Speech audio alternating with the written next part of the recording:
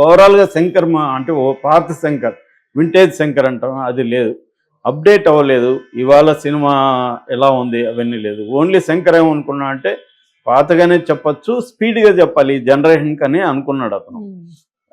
అందువల్ల Rubin editor చాలా స్పీడ్గానే చేశాడు సీన్లని. కానీ ఇక్కడ స్పీడ్గా వెళ్ళిపోయినంత మాత్రం హిట్ కావు కదా. సినిమా బాగుంటే 3 గంటల పైన ఉన్న పుష్ప 2 చూశారు, అంతకుముందు యానిమల్ చూశారు, 3 గంటలున్నా చూస్తారు సినిమా. ఇప్పుడు రీల్స్ చూసి అందరూ రీల్సే చూస్తారు అనుకోవడం కూడా తప్పు. పెద్ద వీడియోలు కూడా బాగుంటే చూస్తారు. సో శంకర్ డైరెక్టర్గా, రైటర్గా దారుణంగా ఫ్లాప్ అయ్యాడని చెప్పచ్చు. అంటే రామ్ చరణ్ ఎన్నికే రాంగ్. శంకర్తో సినిమా చేయాలనుకోవడమే రాంగ్ స్టెప్ అని ప్రూవ్ అయింది. ఎందుకంటే ఒకప్పుడు శంకర్ వేరు, ఆయన ఆల్ టైమ్ లోలో ఉన్నప్పుడు ఈయన ఎంచుకున్నాడు. దాని తర్వాత ఇండియా 2 వచ్చినాక వీళ్ళకి అర్థమైంటది, కొంత భయాందోళన అయితే ఉన్నాయి. దానికి తగినట్టే సినిమాని శంకర్ చెడిపేశాడని చెప్పచ్చు. ఇక దీంట్లో ప్లస్లు ఏం చెప్పుకోవాలంటే, ఫస్ట్ ప్లస్లు చెప్పుకోవాలంటే పెర్ఫార్మెన్సెస్. రామ్ చరణ్ పెర్ఫార్మెన్స్ వల్లనే సినిమా కనీసం వాచబుల్గా ఉంది, లేకపోతే వాచబుల్గా ఉండేది కాదు. ముఖ్యంగా అప్పన్న క్యారెక్టర్ చాలా బాగుంది. ఆ ఎపిసోడ్ కూడా పాతగా ఉన్నా బాగా తీశారు.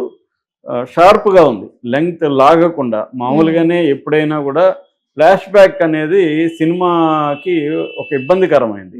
కొత్తగా ఏదన్నా చెప్తే తప్ప ఫ్లాష్ బ్యాక్ బోర్ కొడుతుంది జనాలకి. అందువల్ల దీన్ని మాత్రం రామ్ చరణ్ పెర్ఫార్మెన్స్తో దాన్ని ఇంట్రెస్టింగ్గా చేశారు.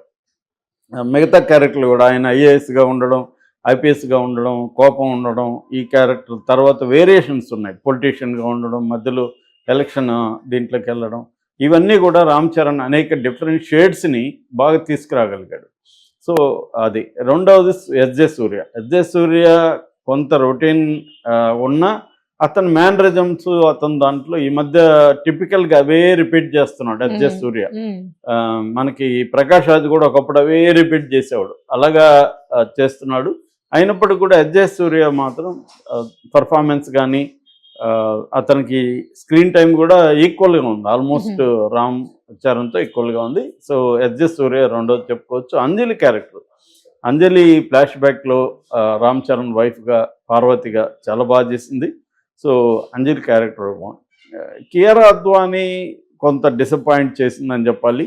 అమ్మాయి ఎందుకునో స్క్రీన్ ప్రజెన్స్ కానీ, ఒక బ్యూటీ కానీ, వీళ్ళిద్దరి మధ్య కెమిస్ట్రీ వర్కౌట్ అవ్వలేదు. ఫస్ట్ ఆఫ్ ఆల్ రామ్ చరణ్కి కియారా అద్వానీ కెమిస్ట్రీ కరెక్ట్గా వర్కౌట్ అవ్వలేదు, అదొక డిసప్పాయింట్. ముఖ్యంగా లవ్ ట్రాక్ అంతా డిసప్పాయింట్ అండి. ఆ లవ్ ట్రాక్ లేకపోతే అవసరమే లేదు, వీళ్ళకిద్దరికి ఆల్రెడీ పరిచయం అని చెప్పేసి ఉంటే పోయిండేది.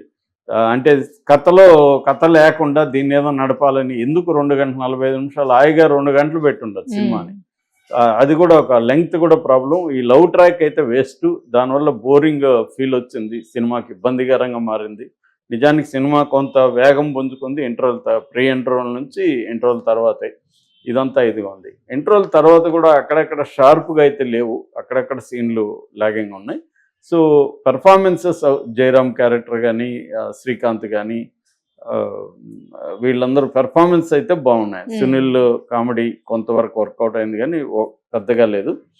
సో ఇక మైనస్లు అంటే ఇంక ప్లస్లో ఇంకేం చెప్పుకోవచ్చు అంటే, కొద్దిగా మ్యూజిక్ చెప్పుకోవచ్చు. బ్యాక్గ్రౌండ్ స్కోరు అంటే ఒక్కొక్క చోట మైనస్ కూడా లోడ్గా ఉంది. బట్ ఫ్లాట్ సీన్లలో పెద్దగా ఏమి లేకపోయినా కూడా మ్యూజిక్తో ఎలివేట్ చేయడానికి, ఎమోషన్స్ని, టెన్షన్ని, థ్రిల్ని ఇవంతా ఎమోట్ చేయడానికి మనకి బాగా హెల్ప్ అయింది బ్యాక్గ్రౌండ్ స్కోరు.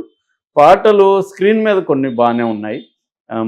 కాకపోతే ఇక్కడ మైనస్ ఏముంటాయి, దీంట్లో బెస్ట్ సాంగ్ నానా హైరానా అనే సాంగ్ని తీసేశారు. దీనికి కారణం ఏంటంటే, అది ఇన్ఫ్రారెడ్లో తీసాము, ఫస్ట్ ఇండియాలో ఇన్ఫ్రారెడ్ కెమెరా వాడి తీసిన పాట అది ప్రాసెసింగ్లో ప్రాబ్లం వచ్చిందని మేకర్స్ ఇందాక స్టేట్మెంట్ ఇచ్చారు. సో ఏదేమైనా ఆ పాట లేకపోవడం కొంత మైనస్ అని చెప్పొచ్చు. ఎందుకంటే బెస్ట్ సాంగ్ అది, మంచి మెలోడీ సాంగ్, అది లేదు. మిగతా పాటలు ఓకే బాగానే ఉన్నాయి. ముఖ్యంగా మచ్చ ఒకటి బాగుంది. దాని తర్వాత జరగండి మంచి సెట్ వర్క్ అదంతా బాగా వచ్చింది. సో దోపు ఓకే, అదేం గొప్పగా లేదు కానీ పర్వాలేదు. అరుగు అనే సాంగ్ కూడా, అరుగు మీద అనే సాంగ్ ఓకే. సో ఓవరాల్గా సాంగ్స్ విజువల్గా అయితే బాగున్నాయి. 75 కోట్లు పెడితే బాగా లేకుండా ఎందుకుంటాయి. సో అవును సార్. అదేమి ఇది కాదు. సో ఇవి ప్లస్లు. మైనస్లు ఎక్కువ ఉన్నాయి. Minus predictability, screen play, director Shankar పట్టు లేకపోవడం, ఇవన్నీ మైనస్లు అనమాట. అట్లాగే కొన్ని పాటలు కూడా కొన్ని ప్లేస్మెంట్ కరెక్ట్గా కుదరలేదు అనిపించింది. అట్లాగే రొమాన్స్ మైనస్, కామెడీ ట్రాక్ పెద్దగా లేదు, కామెడీ వర్కౌట్. అక్కడక్కడ సూర్యనే కొంత డైలాగులతో మనల్ని ఎంగేజ్ చేస్తారు తప్ప ఓవరాల్గా ఇవన్నమాట.